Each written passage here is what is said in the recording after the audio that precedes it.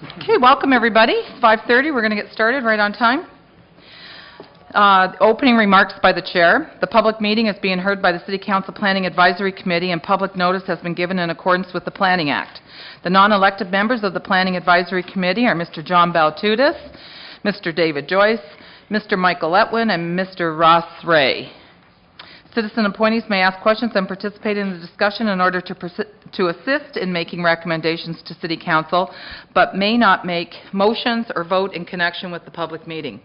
If a person or public body would otherwise have an ability to appeal the decision of the City of Belleville to the local planning appeal tribunal, but the person or public body does not make oral submissions at a public meeting or make written submissions to the City of Belleville before the related bylaw is passed, the person or public body is not entitled to appeal the decision.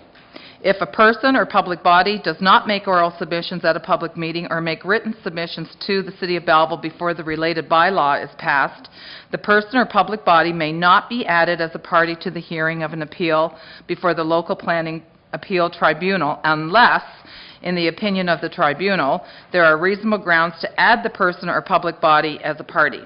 Any persons wishing to be advised of the Belleville Planning Advisory Committee's recommendations or City Council's decisions with respect to today's applications are requested to leave their name and address on the appropriate notification sheet located on the clipboard beside the podium just at the front there.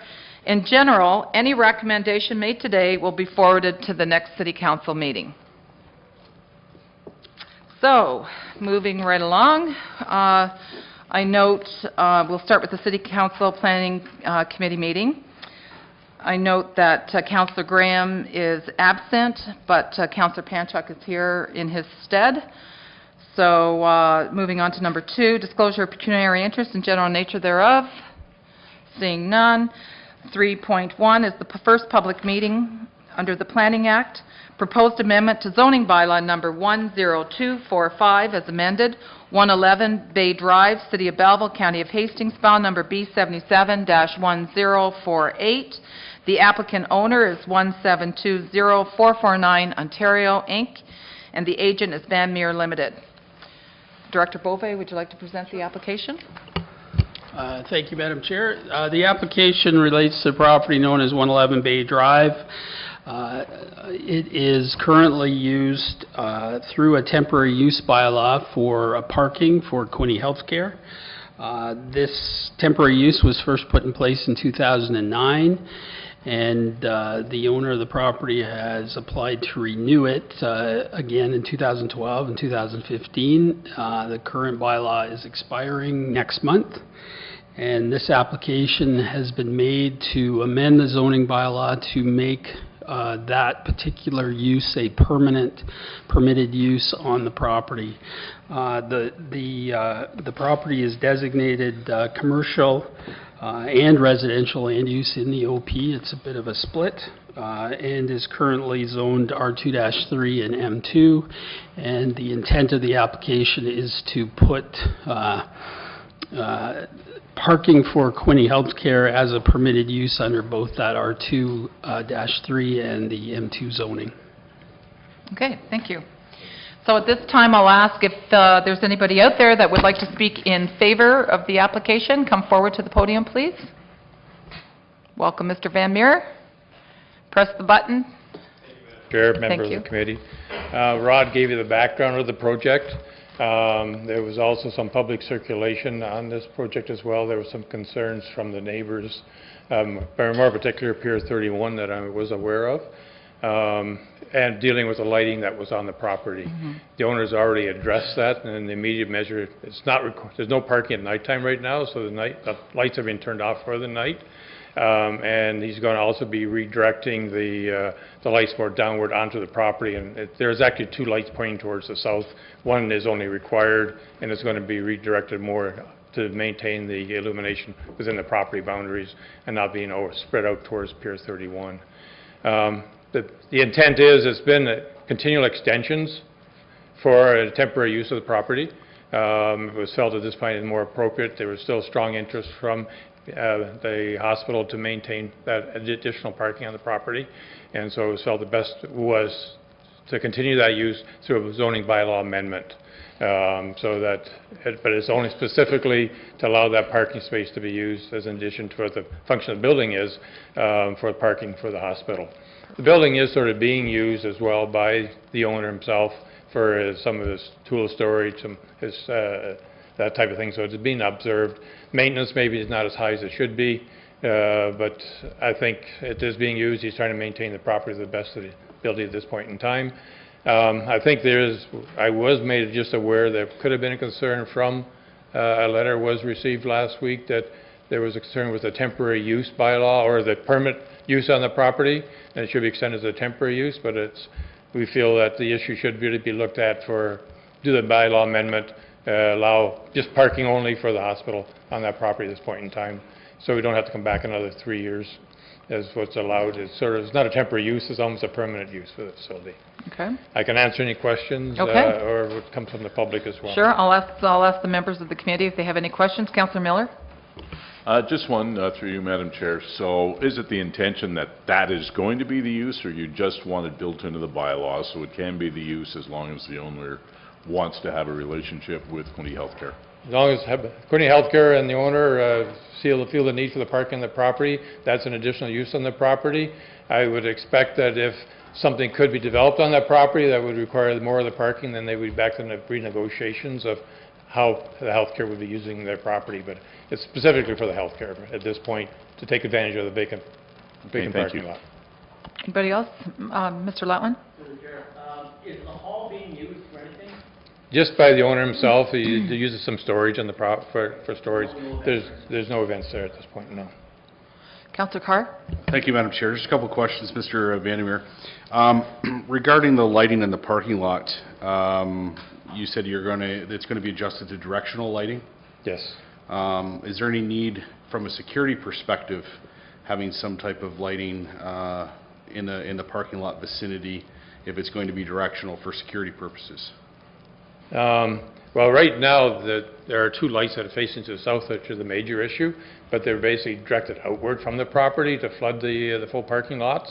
1 light itself will do, and for that parking that's on the south side of the building, the lighting can be redirected so that the illumination stays within the parking lot itself when it's required for nighttime. And the reason why I'm asking is because I actually visited the property before I came to City Hall, and I see that there's some plywood up in a couple of broken doors, and I don't know if you've been following that or long, but I've got a little issue with plywood being applied to vacant buildings for long term, and council's looking at adjusting that bylaw. Yeah. So I would argue that if you do have windows, or it looks like part of a door buried up with plywood, then chances are you've got a vandalism problem, and then therefore you've got a security problem. And if parking's occurring during the daytime hours, then it's not hard to believe that the vandalism's occurring after hours. And I can assure you that if you add some lighting, you won't have your vandalism problem. Right. The report talks about it being a parking arrangement over a longer term, and so typically, by the looks of it, it's been 2 to 3 years, has it been, or 3 years? More than that. This is a third renewal. Yeah, this is, there's been a few renewals. It looks like 2012, again in 2015, and now this one's currently to expire in July of this year. So the report talks about this parking arrangement being over a longer term. What is Quinte Healthcare saying to the landowner in terms of the term that's being discussed? I think it's just on an ongoing basis. They still see the need that's there. The parking is, I understand the requirements are from 30 up to about 50 vehicles on an average being used, but I don't think there's a fixed term of a lease arrangement. The need is there, so they haven't really fixed the term. Is that correct? That's correct, yeah. Okay. And the other question I have is, and you kind of touched on it, that the maintenance standard is not as what it could be. Could you describe that? That's my own reaction when I see the property. You know, what's your observations? Well, it could be better lawn maintenance on the property, upkeep of the building, but there's no really demand for that use. Well, the building's been recycled a few times, I would say. If I remember right, it was a sock factory when it first started, and then it was the Alhambra Hall, one of the halls there. So But I think, yes, it's probably some neglect or could use some upkeep on the property to fit in with the neighborhood. So what kind of upkeep, based on your observations, would you suggest? Well, if I was looking at it, I would probably think a fresh coat of paint at some point in time, a little upkeep, like you said, plywood on the walls and that by the windows should be maintained, removed, and made it look more attractive, and, well, the lighting particularly as well on the property. The other question I have is, because it is kind of boarded up and it looks like it's relatively secure, is there any hazardous materials or anything like that inside there that you're aware of? No. Okay. All right. Thank you. It's possible they don't park there at nighttime, do they? At present, they're not, but imagine during the wintertime that when it gets dark, then the lights would be on for the evening of when the early hours or late hours. Okay. But right now, there's no parking at night. At nighttime, so the lighting can be minimal. The lighting was actually turned off, and I think they will be looking at, just to make sure there is some lighting around the building, getting it directed. One light would be back on again, but the initial reaction was, let's get the lights off so we're not getting a reaction from Pier 31. When it became aware of the issue, they're working on redirecting the lighting so it stays more focused on the parking lot. Okay. Anybody else? So just so that you know, Mr. Van Meer, I don't know if the other committee members received the emails, but I've received about 3 or 4 emails from residents in the area. Their concern was that the lighting be directional lighting so that it isn't interfering with their privacy. The second point that I would like to make is, and it's piggybacking onto what Councillor Carr has said, in previous times when we've gone to renew this for the extension, we've asked that that property be kept up, and that was always a condition of the renewal. And now we hear it's not so much. Right. And, you know, that's what aggravated the neighbors the last time, is that, you know, it's a dilapidated building, and nothing was being done to fix it. All right. So, and now we hear today that it hasn't been kept up. So I guess it's all a matter of the standard of upkeep that people are looking for. Boarded up, as Councillor Carr said, boarded up. And I was not aware of plywood on the windows and things like that. Because soon, if that bylaw passes through our council, that would not be allowed. Yeah, I've read the bylaw. Yeah. Yeah. No, I'm sure you have. Yeah. But anyway, those were my 2 comments. I did hear from the neighbors as chair of the committee, and I don't know if everybody was copied on it, but I wanted to state that their main concern was the direction. They wanted directional lighting so that they would still have the privacy of their properties, and B, that it hasn't been kept up like the promise was 3 years ago. Right. And 3 years before that. Anyway, anybody else? Okay, I'll call for somebody else that would like to come and speak. Thanks, Mr. Van Meer. Anybody else wanting to speak in favor of this application? Welcome. Hello, Ashley Baxter. I'd just like to speak in regards to this building. As you guys discussed, we have a handout here, excuse me, with images of the property. To address the lighting, we spoke to the Pier 31 residents. One of the residents was a representative of a group of 6. Their concern were the 2 images on the second page, the 1 and 2. As you can see, these were lowered, their floodlighting. We angled them so that they could be less light pollution towards the water, and which does not affect them. We are willing to accommodate the lighting. Again, you can see that there's motion sensor lighting for security of the use there, as well as one of the neighbors had addressed that the laneway, some of the motion sensor lighting was directed towards the ground. In image 3, you can see it at the top left corner. That lighting there is to cover the laneway and the building rather than to point directly into the neighboring property. The lighting is only from Monday to Friday, 7:30 to 5, during the non-summer months, so winter, And as well in regards to the actual structure, you can see that there was a fresh coat of paint applied about 3 years ago, and the roof was redone again 4 years ago. In regards to the boarded up doors on the left-hand side of image 1, you can see that it's a garage bay door.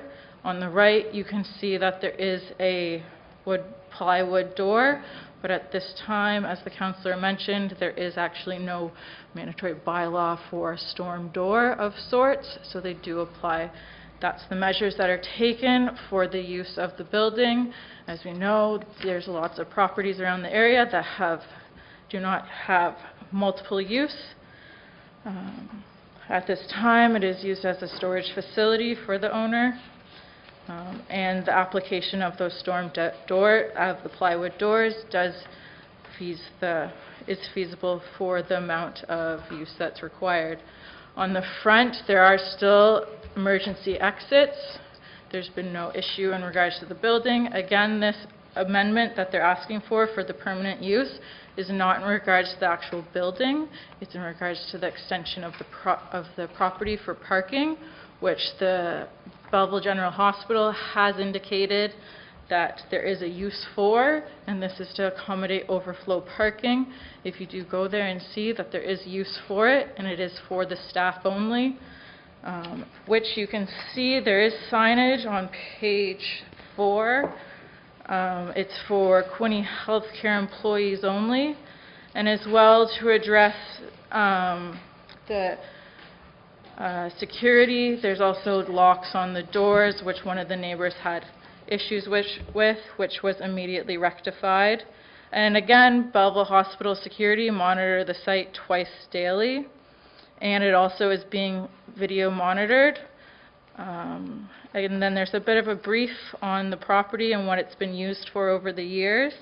Again, about 25 to 30, possibly up to 50, Monday to Friday. And then as well, there's a neighborhood watch program in the area, and over the years there hasn't been, over the 9 years that it's been there has been no city complaints over the volume use of the increased parking. Again, the issue with the building pertains particularly to your property bylaw maintenance standards, and maybe not per se towards your proposed amendment for the extension of a permanent use of off-site parking for the hospital. And as well, there's, in regards to the maintenance part of the property, regular maintenance is scheduled during the summer and winter months.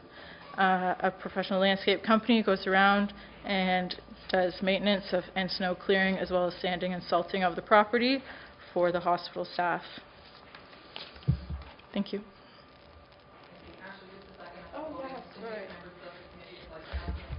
Yeah, for sure. Thank you, Ms. Baxter. What's your relationship to the application? I am an associate of the owner. Okay. You made reference to surveillance cameras, and keep in mind that I did drive through the property. Can you tell me how many cameras you have on site? There's at least 2 to 3. Okay, thank you. That's all, ma'am. Thank you. Anybody else wishing to speak in favor of this application? In favor of this application? One more time. In favor of this application? Anyone wishing to be opposing this application? I do, Madam Chair. Okay, come to the podium, please, state your name. Madam Chair, members of the Planning Advisory Committee, my name's Tom Crosby, one of the owners of 107 Bay Drive, adjacent to the property that's looking to be amended again. Glad to see you here again. 3 years ago we had this nice meeting before. I do concur with the comments made by Councillor Deniers, although it's not the say crux of what I'd like to talk about this evening, but it has impacted on the decision and potential eroding of property values in the neighborhood. We had the same situation 3 years ago. It went back and forth until there was a coat of paint, as the young lady said. Touching on it, then I did forward some written documentation. I believe it made it to your agenda package. One of the major concerns was mid-April, There was a lock broken off on a side door. We, as my wife, phoned Mr. O'Brien, telling him. He showed up and just closed the door. Inside it, and I provided pictures within my written documentation, things that were actually concerned myself and the well-being of the neighborhood, to tell you the truth. There was an active gas line in there, there was electrical panels, and there was a water heater. I will say, as the young lady did say, it was rectified. A has-been lock was placed on this sometime today, as opposed to mid-April, when Mr. O'Brien spent that day. So that's where we enter into the idea of protection of my property values, and the neighborhood, and safety of the folks that are all there. I will first say, I'm not opposed to the use of the land. I'm opposed to the permanent aspect of the lot. I think without some kind of inducements might be an appropriate word on this, for the maintenance of the building and whatnot. I believe that it behooves, might be a good word, to maintain the safety. We're talking about safety when there's accessibility to gas lines that you go in the door. Because I remember my father always said, a lock keeps an honest man out. As well as, I did visit the planning committee, and I did obtain a copy of the application. And upon perusing the application, I see in 3 different sections the words temporary use is used. It was not told to us until I read the sign that was erected outside on the building, and in the written documentation I received from the municipality as per the procedure. When I reviewed the document in section 6C, the applicant stated no development or redevelopment of the property is being considered with the temporary use. Section 6I, he states to extend temporary use bylaw to maintain off-site parking facilities for Belleville Healthcare. He also, in the application, talks about, again, temporary use. I'm kind of confused between the written word and the spoken word. We either go by what the application says, or we go with the spoken word. I do realize that he has remitted the funds, according to the planning department, that is for a permanent change to the bylaw. But in the estimation that I feel is that a temporary one would be better for all parties concerned. Less money to Mr. O'Brien too, I was told, so we're worrying about money coming out of the company. As we said, lighting has been an issue, not necessarily on our coming down, but I do agree with the Councillor Carr. It's about security. Not that we weren't all younger and things do happen in the dark on the outside of an end of a street. Police do come down. I have seen the odd time that they do come and look for the BGH, the online security folks that do with Belleville General Hospital. I know some neighbors have talked about the concern of the building inside and out, hoping that it's not eroding. I will say that yes, that this time 3 years ago, there was some paint put on and some things done. Snow is done, as that young lady said. But really what got us was not repairing a door where there's active gas line and power. I did talk to Mr. Joseph Mancuso, Director of Support Services, Quinte Healthcare, and regarding the usage of the property for Quinte Healthcare employees, Mr. Mancuso advised that the parking occurring at 111 Bay Drive is overflow, as has been stated this evening. He stated that the writer to myself that they also own the property, a majority of it right now, with the exception of one house, between 1st, 2nd Street, Bay Drive, and North Street. He said by procuring that last property, they will be moving the parking lot, and the situation and the overflow will not be needed. I did ask him, how long do you perceive this to be? He says, at least 3 years. Something happens to the property owner there, I did believe that he would be actioning to move to purchase the house that's left on 2nd Street and end up presenting a paving contract to somebody. And I said, we would recommend that we're against the permanent status, because I think there has to be some incentive to maintain the property, the safety to the residents, ourselves, we're right next door. Do know that the hospital requires it. People need jobs, need a place to park. That's not the issue. It's to the written word, to what showed up on the sign and in the letter to us, seems to be a bit different. Thank you, Madam Chair and members.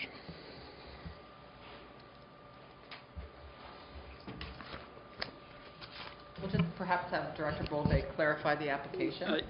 Yeah, I think just to clarify, when Mr. O'Brien came in with the application, he indicated that he was applying to renew the temporary use permit, and then a short time after that advised us he had some discussions with others involved and had changed his mind and decided to make the application for permanent parking on the property. So that's why the application reads as it does, and why the notice advises people that the application is to make it permanent.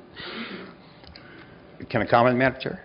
I would say, I do realize that's what happened, but I think when you're making a formal application to a municipality, you would think it would be 100% accurate for what we're asking for. And that's the issue.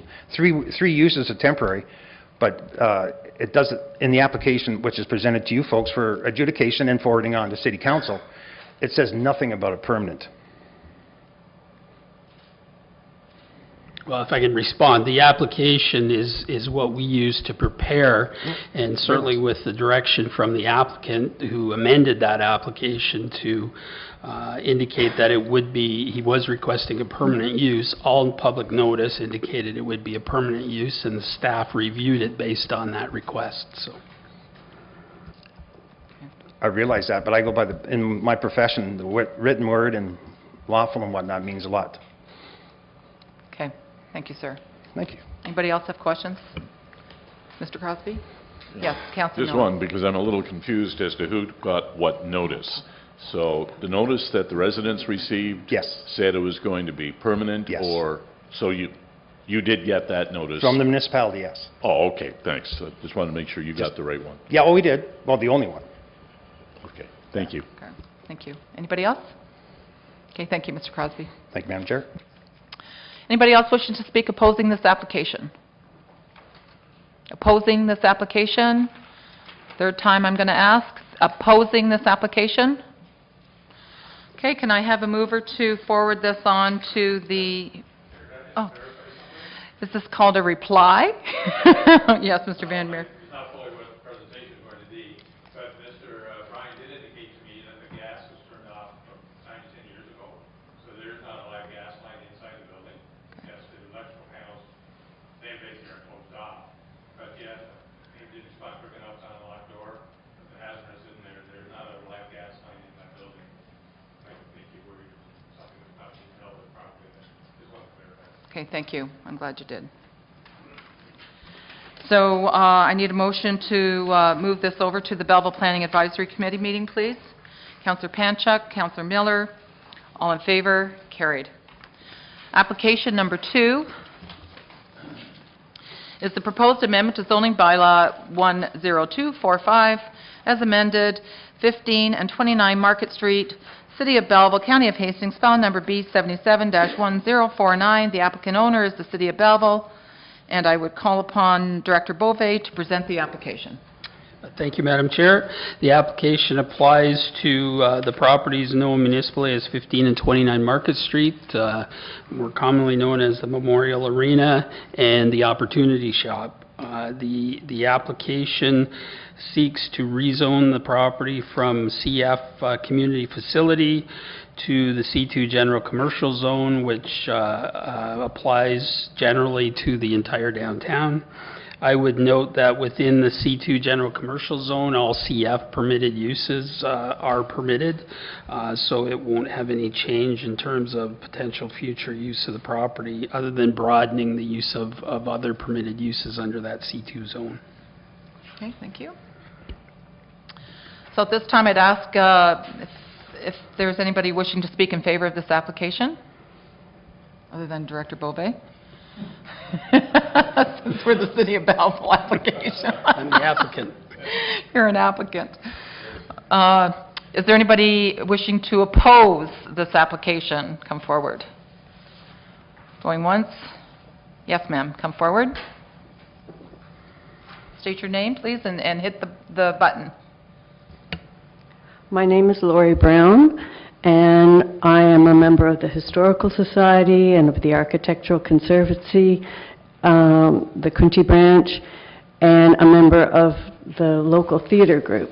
And I am very concerned when you take a community facility and want to turn it commercial. You haven't disallowed community facility, but ultimately what you are doing is taking a building that has been allocated to the residents of this city and turning it into something that could turn into a business building or a condo. So I'm very concerned. It's got historical designation, so as soon as you turn it commercial, I think it will be very easy to then just drop that historical designation. And in fact, that opportunity shop has even more historical value than the arena itself. Okay. Any questions by the committee? No? Thank you.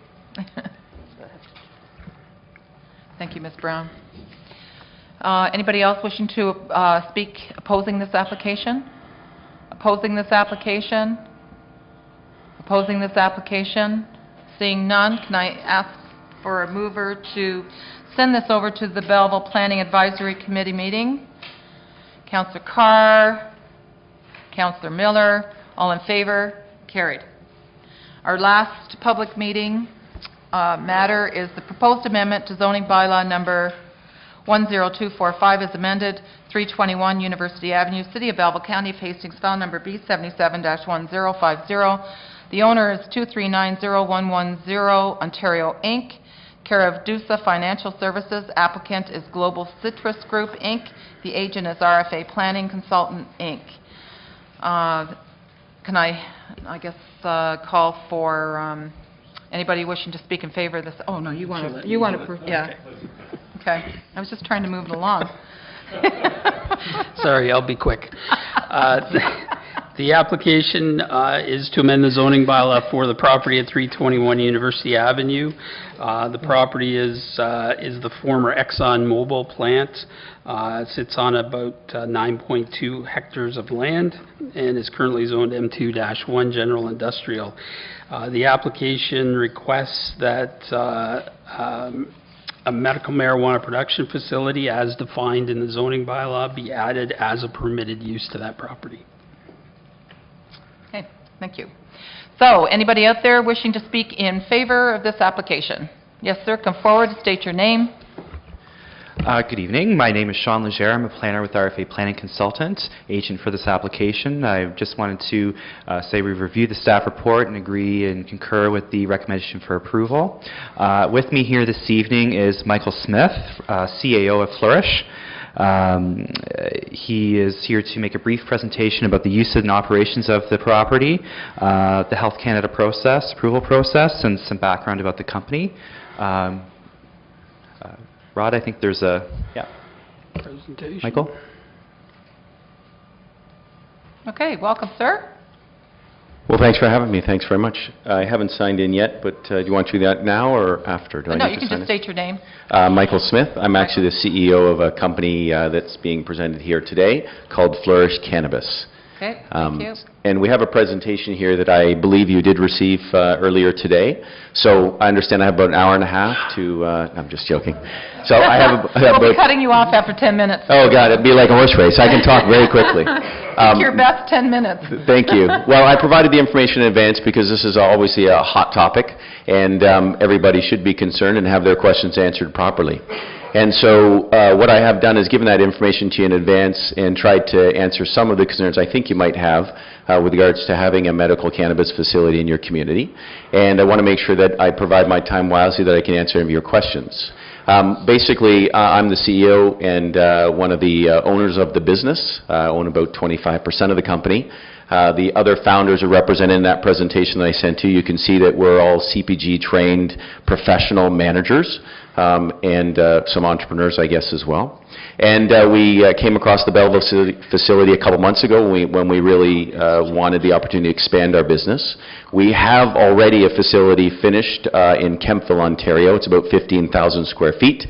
And as of April 23rd, we put in our application with Health Canada, going back and forth with them to get what's classified as the cultivation license. So that's the next step. You become a late-stage applicant, you become a cultivator, and that gives you the official designation to actually grow and produce cannabis as a medical facility in the country. We love the Belleville facility. It has fallen into a bit of a disarray since the Bayshore Group bought it. Certainly an excellent facility when it was in ExxonMobil's hands, and is in very good condition, frankly, other than perhaps the roof and the fact that they stopped paying the electrical bills in the fall. But we love the facility. We think it's in an excellent area as its own industrial. In terms of the slides that I prepared, we're very excited to be able to bring hopefully about 200 jobs or about $15 million in annual payroll to the community. We have to do some construction under Health Canada's guidelines to approve a cannabis facility. There's a number of things we have to do to this facility to make it compliant. In doing that, we're going to be hiring all the local trades. Our budget is somewhere between $15 and $25 million to finish the full retrofit. It's being done in phases. So phase 1 starts in the fall once we have Health Canada's support and approval. And then we do basically a phase every 4 to 6 months, completing at the end of 2019 or Q1 of 2020. So we're looking, quite frankly, excited Belleville. There's 50,000 eager people that we'd love to have join the workforce and help build one of Canada's greatest brands, which is going to be called Flourish Cannabis in the process. I have a layout of the building there, so just for your information, you can see our general first pass of what's going to happen inside the building with your support. Clearly, we're looking for all elements of a medical cannabis business, so it is cultivation, it is extraction, it will be production when the government allows that, if the case be. We're not big supporters as owners and founders of this business of smoking, but in 2019, the government is going to permit other forms of consumption for medical purposes, which we would be very excited about, and we look to have those facilities built into our plan as you see in the layout. We'll just go to the next slide if it's okay.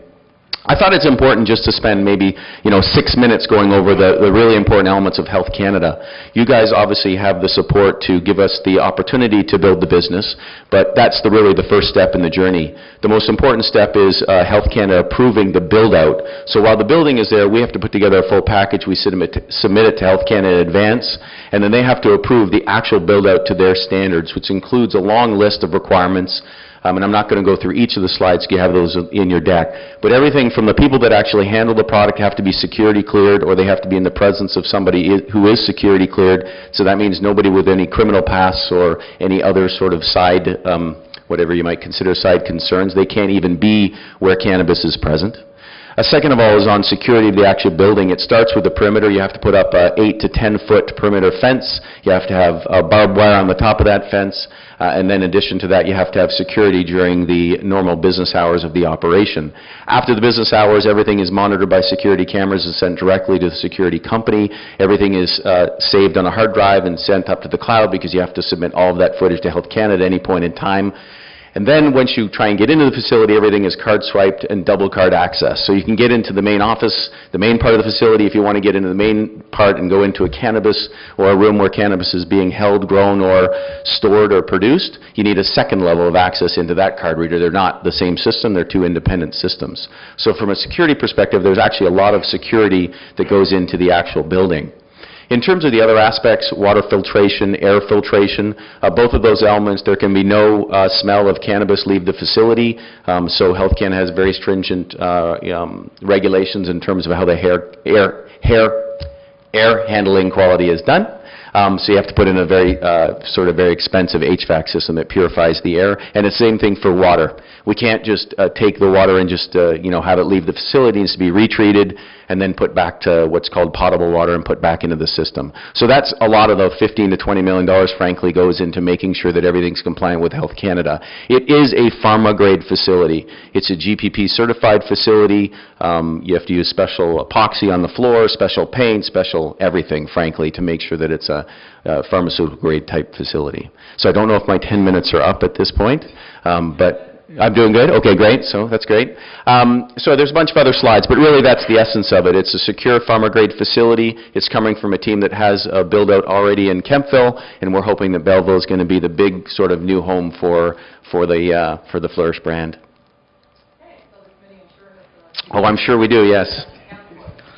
Welcome to Belleville, Michael. Thank you. Thank you for coming. Yes. This is great news.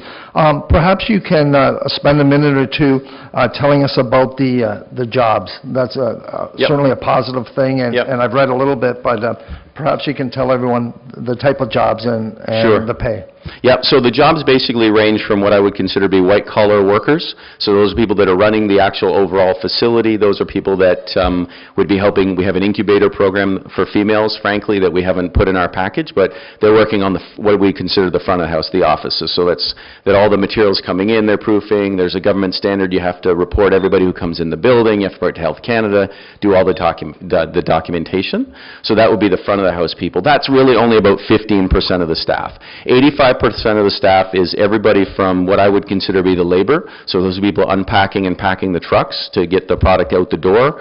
And if you start sort of at that level and you move through the operation, then you can get promoted to somebody who's going to handle the product. So these are people that are going to be doing the trimming. These are people that are operating the actual equipment to do the packing. Then you sort of keep moving forward. Then you have master growers. So these are people that are actually would have, quite frankly, not necessarily a PhD, but a master level agricultural background. Growing cannabis is for medical purposes actually difficult. If anybody comes in and says it's easy, it's not actually easy. The plants are quite fragile, frankly. So there's, probably about 60 people that are in charge of pick and pack, so it's a very large facility. So because of the regulations of the Health Canada, everything has to go from one step to the next step to the next step. No steps can be skipped. So those are generally the ranges of that. We also would like to put in R&D. There's on the mezzanine level of this building, there's an old R&D facility there already.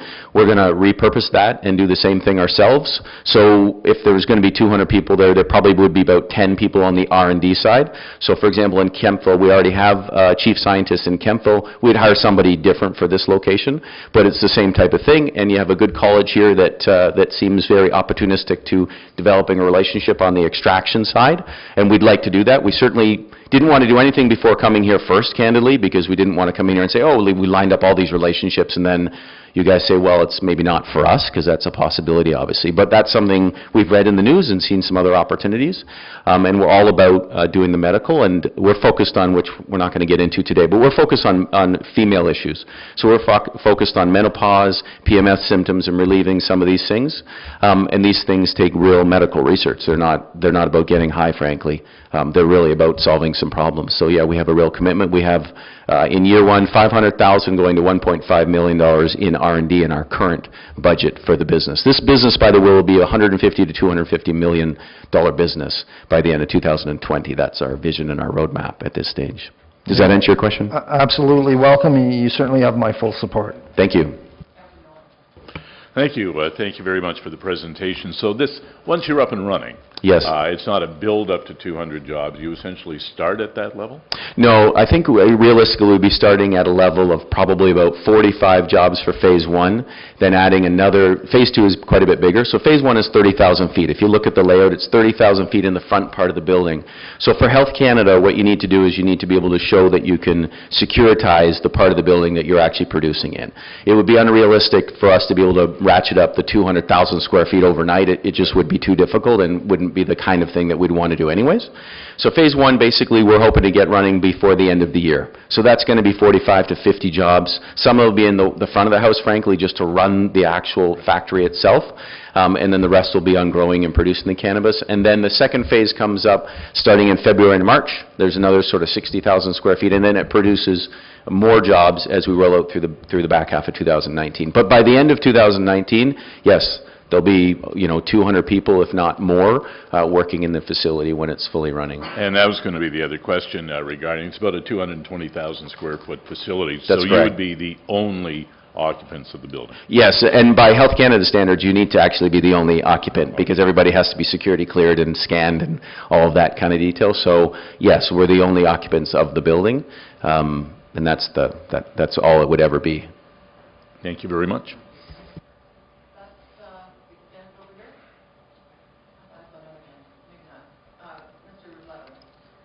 Through the chair, Michael, thanks for coming today. I think this is also very great for our municipality. You'd mentioned your facility in Kemptville. Yes.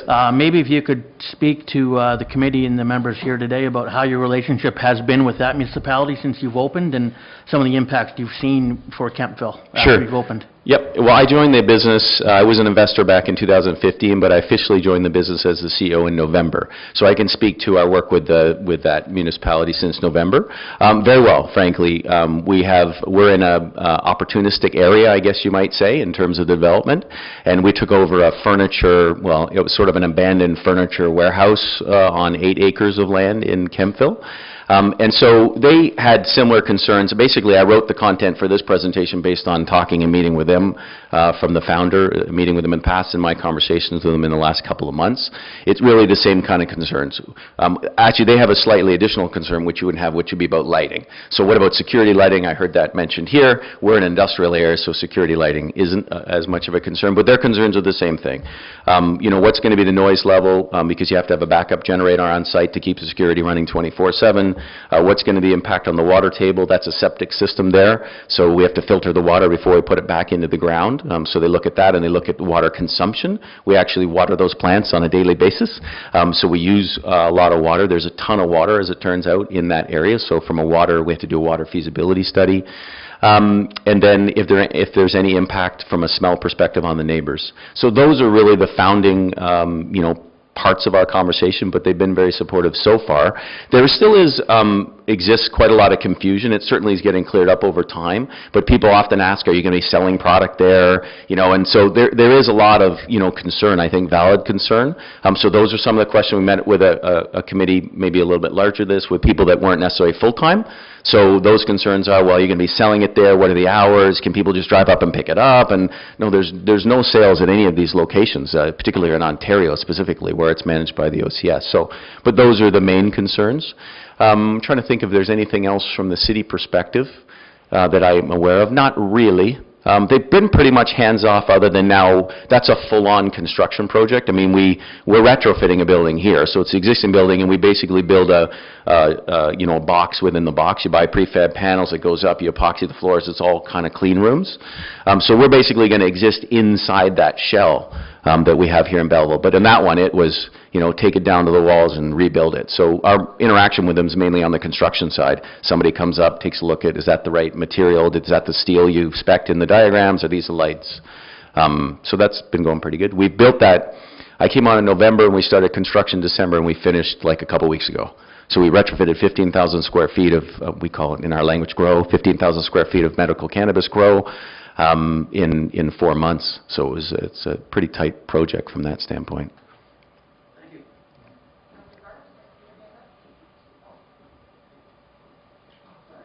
It was Councillor Panchuk, sorry. Thank you, Councillor Daniels. Mr. Smith, thank you for coming, and welcome to you as well as Flourish to Belleville, hopefully, if this project gets to go ahead from us. First question, I just have a number of questions that if I can ask you. First one is, is Flourish going to be the tenant or the owner of this property?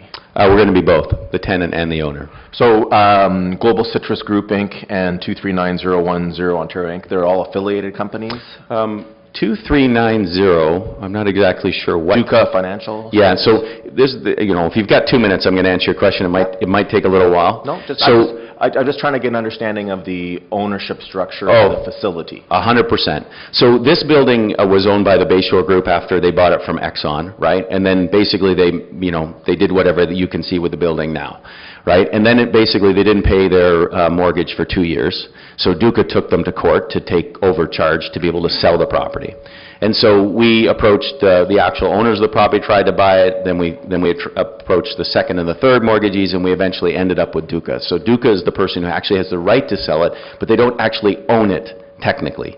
So when we buy the building, which is next Monday, then we would take over full rights, title, all the responsibilities that go with owning that building. Okay. So that's the history of the situation. Okay, excellent. Now, does Flourish, the company Flourish, do they operate the Kemptville location? Yes, we do. So we basically have Flourish is the company that holds, a numbered company that holds the asset. So the asset being the land and the building. Okay. Which is, great. I wonder if I can just ask you a couple of questions about the Kemptville location. I know Sure. Mr. Letwin did, but so how long exactly has the Kemptville location been in operation? The Kemptville is not it's not in operation today. So how long has Flourish and this current board been involved? I heard 2015, and then... I invested, the current founders, there's 3 founders, the woman who's the original founder, and she has the female focus, Justin and Hugh. So Justin's the chairman, Hugh is the COO. They've been involved since 2015 when they put the application in. Okay. I invested late 2015 as a minority shareholder, and then I was running some other business, and I joined them full-time in November as their interim future CEO. Under the licensing, you can't amend the license in process with any other executives of the company until the Health Canada has deemed you to be an LP. So that's a little bit complicated from that standpoint, but not that complicated. Right. But and then just in terms of the Health Canada process, has there been any issues that would be perceived as unusual with that application? Has there been any, not termination of the process, but any suspension of that process while you're through the active application process? No. Okay. So basically the way that the process works is you submit all your build documents, you get security cleared, they then look at your application over a period of 2 to 3 years. They send you lots of feedback. They then give you basically, this process has changed slightly now, but basically they give you permission to build something based on what you told them you were going to build. You build it, and then they come in and they basically inspect it. And then once they inspect it, you get your cultivation license to cultivate. You're an official LP. There's 105 in Canada, but you'll be 106. We put in our cultivation information for audit and approval on April 23rd. So now we're going back and forth with little letters back and forth. They say, we can't see that camera angle, we changed the camera.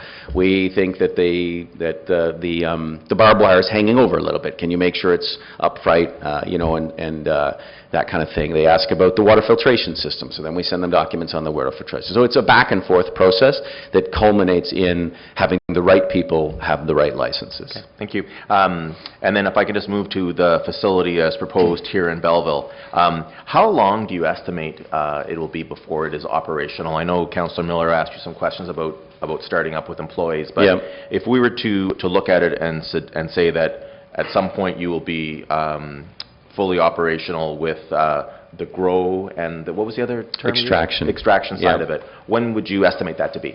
End of 2018, Q1 at the latest of 2019. All right, excellent. And then just a couple of questions, and I'm asking these questions as a preventative measure because there is some concern from people in the community, particularly who don't have some of the information and the knowledge. So I appreciate you bearing with me. But in terms of the security of the building, you spoke to the access and whatnot.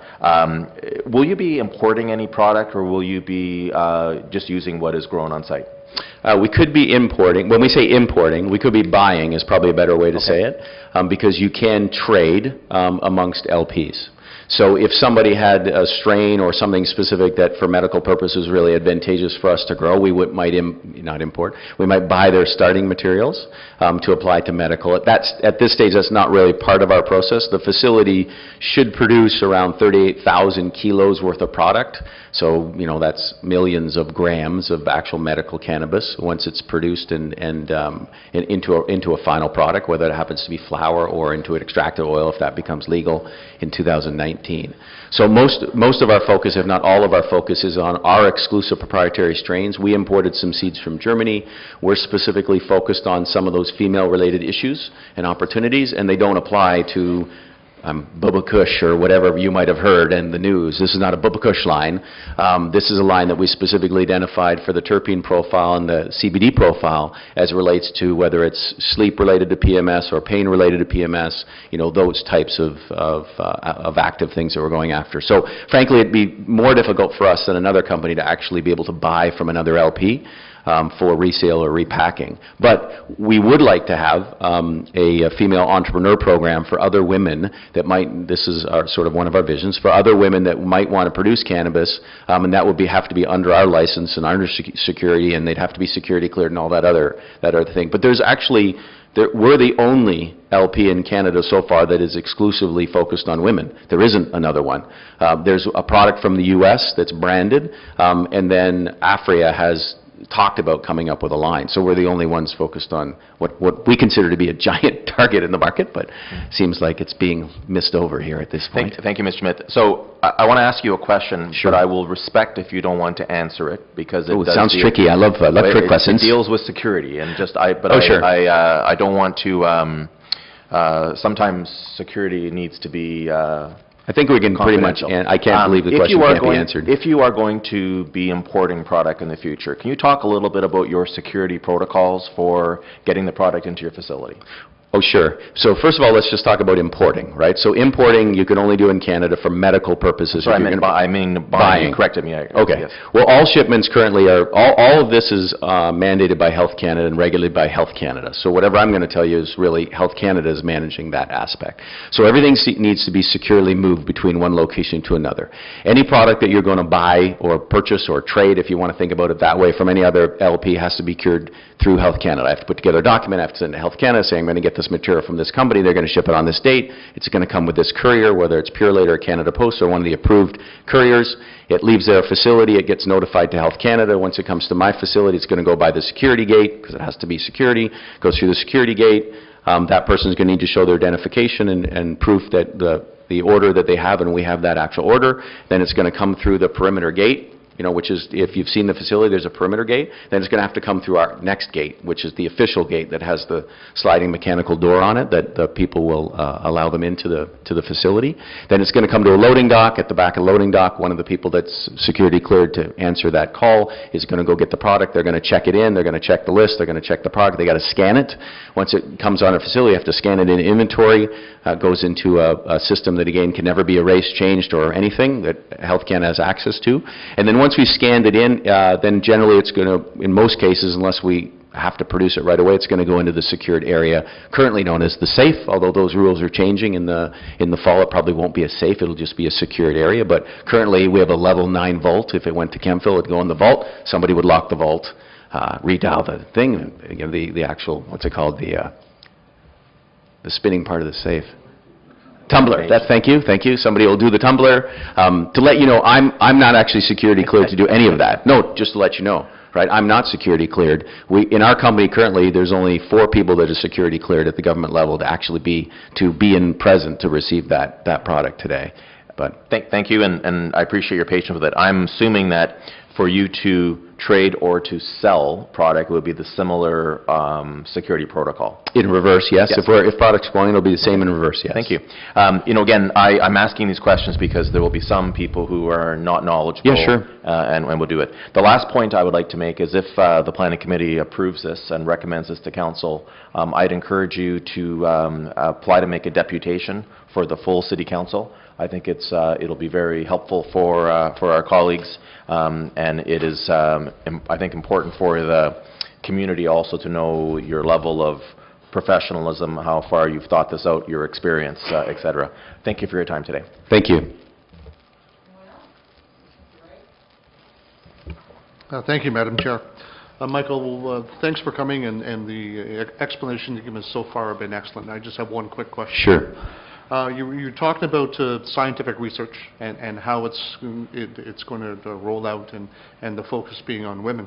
Can you expand a little bit on that and how you might envision Loyalist College assisting you with that, and what type of relationship could you build with the college here? Sure. Well, I'll put it in terms of the relationship that we have right now, not having a relationship with the college at this stage. We have a relationship with a company at Lethbridge University called Implanta. So Implanta will take all of our source material, if you think about growing a tomato plant, because that's probably the easiest to communicate, but if you're growing a plant and you want to see how those tomatoes are going to grow, in advance of growing the tomatoes, you would take that plant and then you would take the trimmings off that plant and you would send them out to a lab, and the lab would test and tell you a lot of information about the quality of the plant, the strength of the plant, how tall it's going to grow, all the details that you might want to know about the plant itself.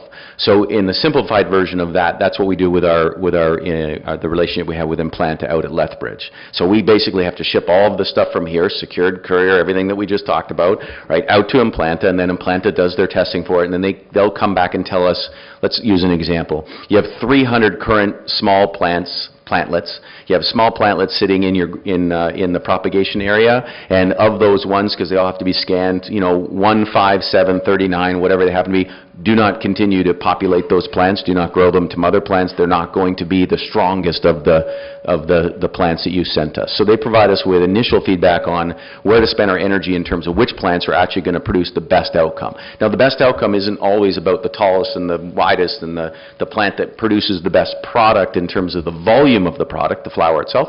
It also can be just the profile of what the flower is going to be produced. What's the CBD level, what's the CBN, CBGs, all the other things that nobody really talks about, but that's the value of cannabis, frankly, on a medical basis. The THC is part of the equation, but that's like 25% of the equation. 75% is going to be everything that everybody wants to do with CBD, right? That's the part that you wouldn't get you wouldn't get high off, to put it in simple terms.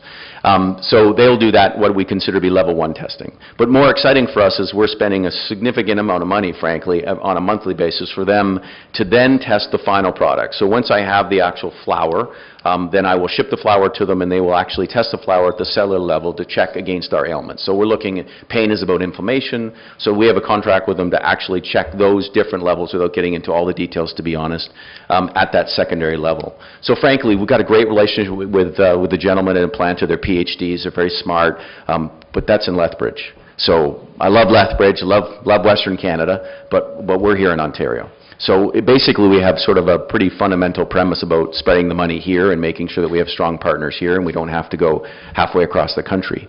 In addition to that, I understand that there's going to be some extraction possibilities going on here. Our relationship with Implanta is at the R&D at the plant level. It's at the impact it has on the cells of the body based on the ailments we're going after. But on the extraction side, it's actually a whole different business, frankly. Coming up with the right mixture when you produce the product into a product that people are going to want to consume and it has the right CBD elements to it is really a completely different business. So that's something we will be looking to do right here. Frankly. And the good news for us is, well, hopefully, I mean, we have 200,000 square feet over here. Like, we have a lot of room. And so I would love to see a situation, when I went to see Implanta out west, I mean, they're basically sitting on the university campus using the university equipment, right, to do all of their privately based, business. So we have a privately based business over here that we're going to fund, and frankly, if we can have some people from the college come over and make us smarter, I think it's good for the community, and it's good for our business, frankly. So there's a lot of upside we see a lot of upside, and I think it's being run by a woman, if I'm not incorrect. So obviously, I'm a man here, but it's a bit unfortunate. But I get that joke all the time. But the reality is, we're really women developing basically female products for females. So we love the idea. The guys at Implanta are 2 men, I'm sorry, but we're focused on women. So the reality is that's the focus, and this is a great location for us. It's got a good community, and it's got a great college that's already ahead of the game. Frankly, so I'm being a bit vague on exactly what we're going to do, but that's generally what we're looking to do. And we met with somebody excellent from the planning department. They were going to connect us with somebody from the college, and I just told them, let's just come here first and do one step at a time. But we'll be on that call next week, if it goes well. Anybody else? So the only comment that I would have, actually, I had a question. How many plants fit in a 220,000 square foot building? Well, that's a good question for my grower. Thousands. Thousands. Okay. It's a lot. So I'm glad to see that all the check boxes are checked off here, unlike another application that we had that I just couldn't support. You've answered all the questions about security, you've answered the question of odor. You may or may not be aware that Council has passed unanimously a community standards bylaw that is going to address all of those issues that we're concerned about, including setbacks to open spaces, residential areas. This is a perfect location for this project. So I will be supporting it when it comes along. And I want to thank you for your presentation. I think it's been very informative, and you've answered all the questions around the table. Thank you. I'm going to put it out there as this is a public meeting. Sure. I'm going to step away from the microphone? You're going to step away, and I'm going to ask somebody else if they would like to speak. Okay, thank you very much. Thank you. Okay, so anyone else wishing to speak in favor of the application? In favor of the application? All the questions were answered, apparently. Anybody wishing to speak opposing the application? Opposing the application? Opposing the application. All right, can I have a motion then to set 3.3, send 3.3 over to the the Belleville Planning Advisory Committee meeting, please. Councillor Boyce, Councillor Panchuk, all in favor? Carried. Can I have a motion to adjourn to the Belleville Planning Advisory Committee meeting? Councillor Carr, Councillor Miller, all in favor? Carried. Okay, so moving on to the Belleville Planning Advisory Committee meeting. I note for attendance, Councillor Mike Graham is not here this evening, but Councillor Mitch Panchuk is here in his stead, and everybody else is here. Disclosure of pecuniary interest and general nature thereof. Seeing none, can I have a confirmation of the minutes of the City Council Planning Committee meeting and Planning Advisory Committee meeting held on May the 7th, 2018? Mr. Letwin, Mr. Joyce, any further comment? All in favor? Carried. Deputation? No deputations. Any additional correspondence? Okay, so the piece of correspondence from Mr. O'Brien that was received this evening from Ms. Baxter, we need that received. Can I have a motion to receive that correspondence? Councillor Boyce, Councillor Miller, any comment? All in favor? Carried. 6.1, referrals from the public meeting.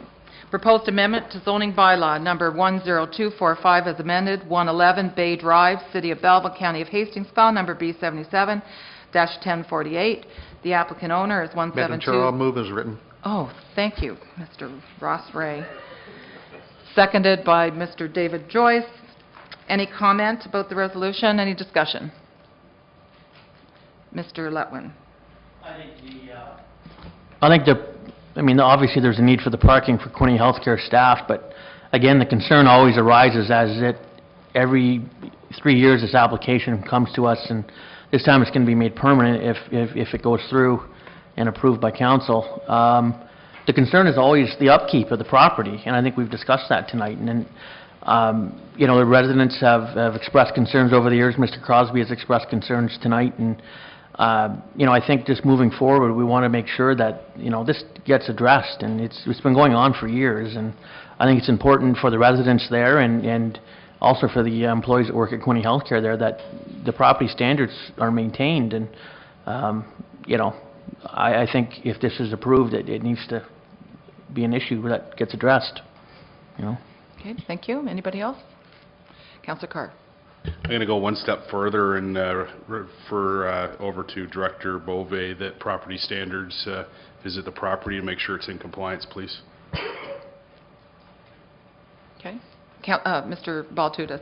Has the city had any complaints regarding the standards of the building? Has anybody called the... I'm not aware of any complaints being filed. So I'm assuming that it must be meeting the standards. Is that safe to say? No, I wouldn't say that at all. It's just that no one has complained. So it's not necessarily a statement of it being maintained to the proper standards. It's no one has decided it was worth filing a complaint on, I guess. Councillor Panchuk? Yeah, thank you, Madam Chair. I'm going to support the resolution, and I agree with having Director Beauvais direct bylaw enforcement to go and take a look at it, to do an inspection. If there's anything that the current bylaw standards require, it can be addressed. I listened to the presentation that was made on behalf of Mr. O'Brien regarding the fact that the building has been upkept.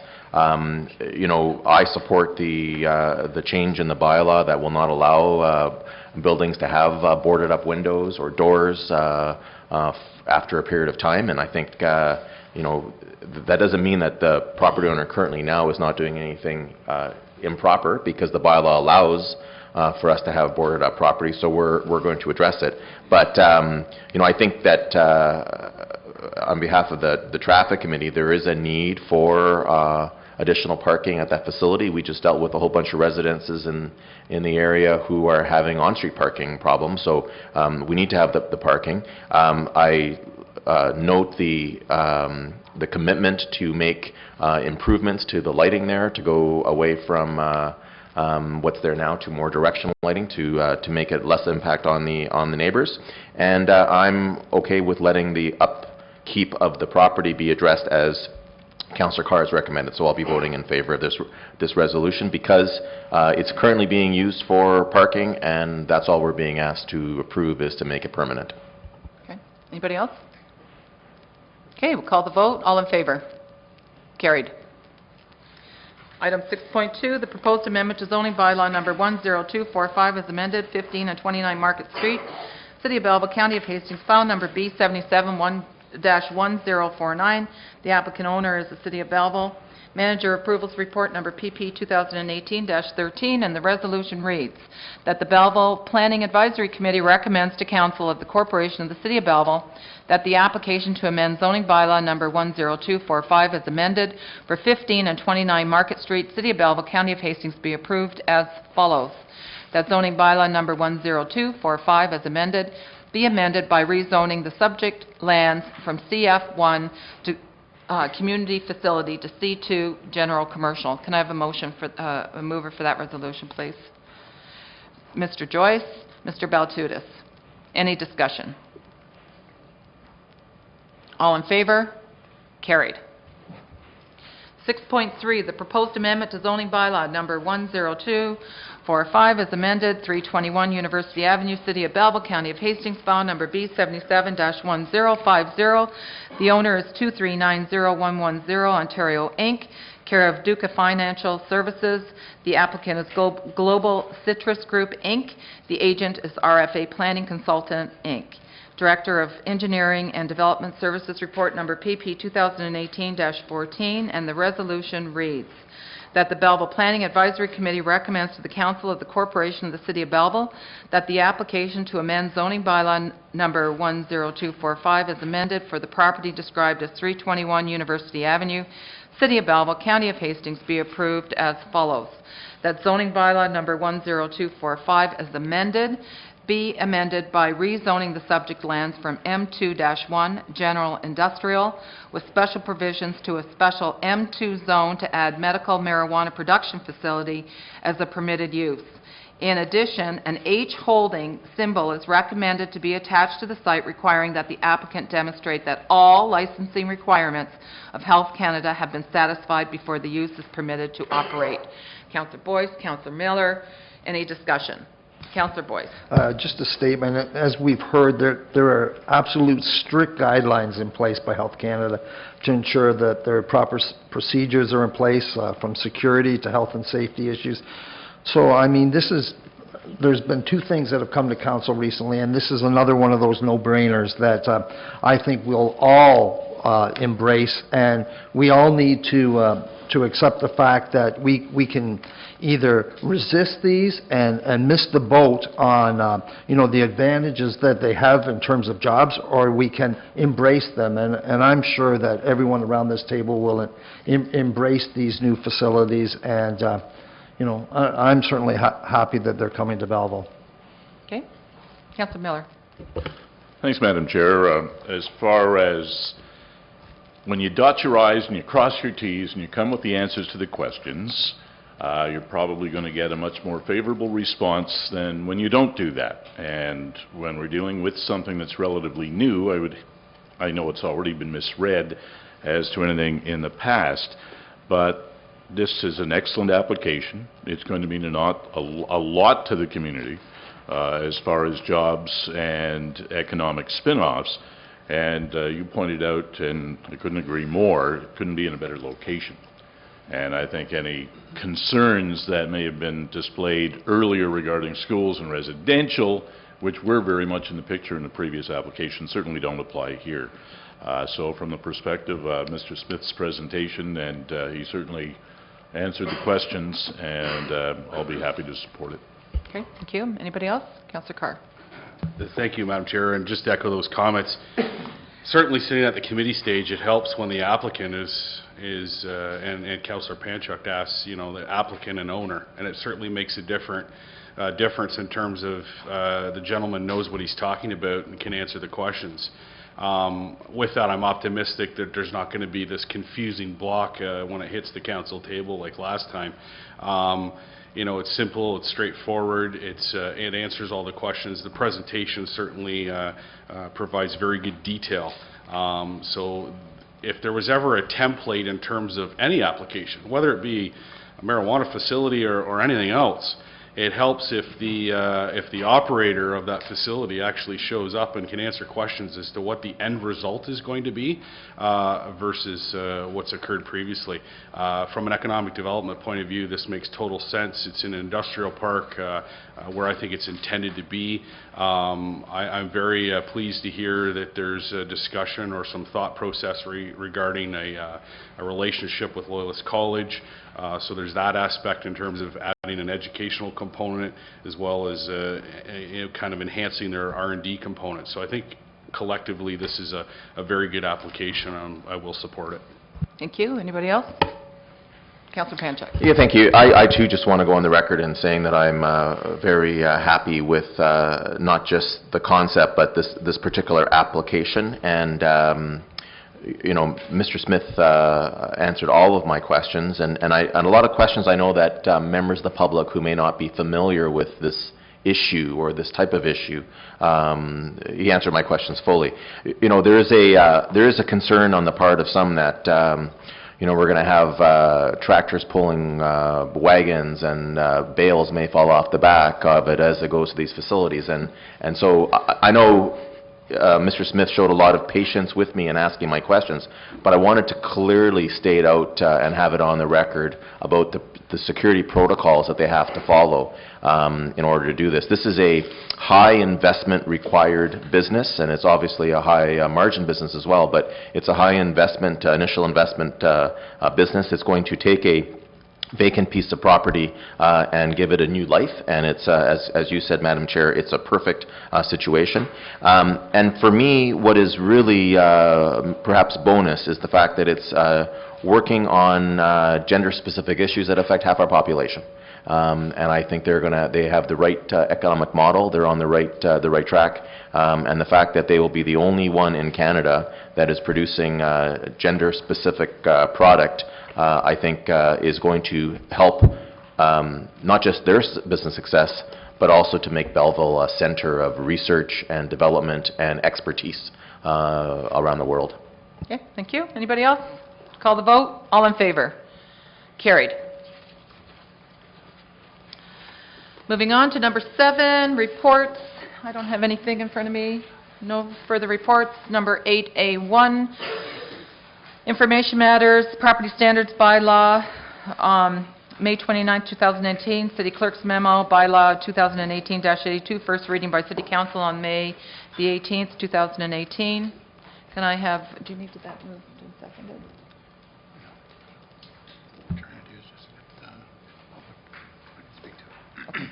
I'm going to ask the clerk to speak to that. Thank you, Madam Chair. The intent of it being on the PAC agenda tonight is to get some public attention. Council gave first reading so we could circulate for public input. That's what we're seeking. We've also discussed it with the Chief Building Official, and we're going to be circulating it to the Chamber of Commerce and their membership for comment, and we're putting it on the city's website seeking general public comment. So that's what it's in front of you tonight for, and a motion to receive would be appreciated. Okay, and just for clarity, this is the property standards bylaw that deals with to reduce the period of time that a vacant building can be boarded up from 12 months to 6 months. I think that motion was brought by Councillor Carr. So we'll have a motion moved by Councillor Carr to receive. Councillor Panchak. Any discussion? Yes, Mr. Joyce. Thank you. Just quick, there wasn't an issue, I assume, on first reading or building up to this. Is just normal protocol to come back to get feedback and that. So I assume this is what we're doing, and any questions on that. We normally don't, it almost should have gone reverse in some sense, but having said that, this is all it is just to finish the loop then, so that's fine. Thank you. If I can, through the chair, I think what we're attempting to do more than anything is get more public eyes on the bylaw, seeking comment. It's atypical to seek comment on a bylaw of this nature, and so we were at the staff level looking for as many opportunities as we can to have this out in the public so that people see it and then would provide feedback to us, because Unfortunately, we generally don't get a lot of feedback on the normal bylaws that we do circulate, and we certainly want people to comment on this one. Okay, thank you. Anybody else? Okay, I've got a mover and a seconder to receive. All in favor? Carried. 8.2, the official plan and zoning bylaw amendment monitoring report to June the 4th, 2018. Can I have a motion to receive? Councillor Miller, Mr. Baltudis, any discussion? Yes, Councillor Miller. Thanks, Madam Chair. I just noticed that the Glen Gerald application, which is the first one on the list, and we've been waiting to go through an OMB process, and I see they've got an OMP deferred to July 2018, but below that, appeal date for the LPAT, September 27th, 18. So which process are we going to be subject to? Because obviously the two are quite different. Through you to the Director. Yes, Dr. Colvin. Certainly, my understanding of it is that because the application took place under the OMB planning regime, then the matter will be settled under that. Certainly, we've been corresponding with the owner, and I think we're at the point where we're in agreement, and the LPAT, which is of course what it's called now, has scheduled the hearing to clear the issue on September 27th. So we still go through an OMB, or it's going to be? Yeah, so everything that happens now goes through the LPAT, right. But that agency, it is the OMB. It just has a change in name, so they will process applications under 3 scenarios. One, if it was appealed while the OMB was in place. Then when they do have their hearing, they'll follow the old OMB procedures. That's the way they have to do it. If it's since the new LPAT system was put in place, then they'll follow the new LPAT procedural rules. And then there's a small window, I don't believe we have anything in it, between December and April where applications made in that period of time fall under a set of transition rules, and they will follow those procedures if anything goes before the tribunal. Okay, thank you for the clarification. Okay, anybody else have any questions on the monitoring report? Seeing none, all in favor? Carried. General business and inquiries. Councillor Carr. Thank you, Madam Chair. Just with regards to zoning application notices that we have, that we request property owners to post on the applicant properties. I've noticed at 111 Bay Street. I also noticed the property on Sydney Street, where Hastings County has entered into an agreement for a housing unit there. The signage is actually set back quite a ways off the road. So in instances where somebody, if they actually wanted to read the details, would have to enter the property. And then the other side of it that I'm kind of concerned about too is from an accessibility point of view, if it's not close proximity to a sidewalk, then the visibility isn't there, and I've noticed the setback's quite considerable. So can it be put essentially on the road allowance and still satisfy that, or is it required to be set back on the property? Obviously, I think the preference, my perspective, would be that it should be in close proximity to the road, the sidewalk, so that it's got better visibility. Well, I would certainly agree with that. So we'll take a look at what standards we're using in terms of if we tell applicants they need to be a certain distance back. We'll have a look at that and get them to, whether they're on the road allowance or not, as long as they're close enough to the sidewalk that anyone who's limited to staying on the sidewalk can see and read the sign. That's what we'll shoot for. Yeah. Thank you. Okay, anybody else? Okay, so motion to adjourn. Councillor Boyce, Mr. Ross Ray, all in favor? Carried. Thank you, everyone.